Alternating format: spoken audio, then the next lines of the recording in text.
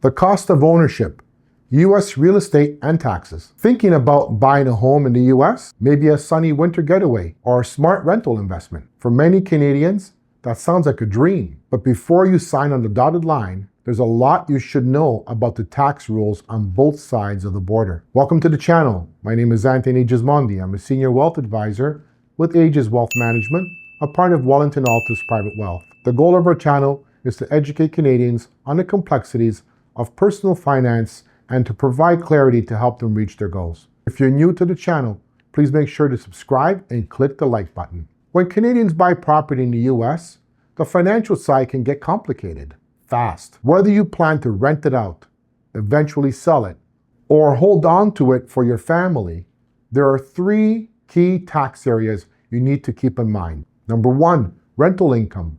Number two, selling the property. Or number three, U.S. estate and gift tax. Let's start with rental income.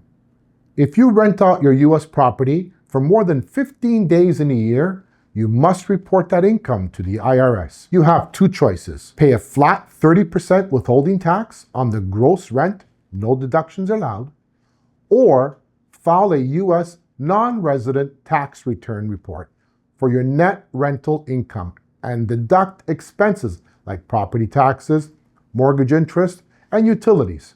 This second option often results in lower taxes, but it comes with more paperwork. And yes, whatever income you earn on that property also needs to be reported on your Canadian tax return. Fortunately, you can usually claim a foreign tax credit to avoid double taxation. This is exactly the kind of situation where you'll want to consult a qualified cross-border tax professional. US and Canadian tax systems don't always align, and getting it wrong can be costly, both in time and penalties. A professional can help you determine the best method for reporting your rental income and advise on what deductions you're eligible to claim. Now, what happens when you sell the property? The Foreign Investment and Real Property Tax Act, it requires that 10 to 15% of the gross sale price be withheld at closing to cover U.S. capital gains tax. There are two ways to reduce or eliminate this withholding.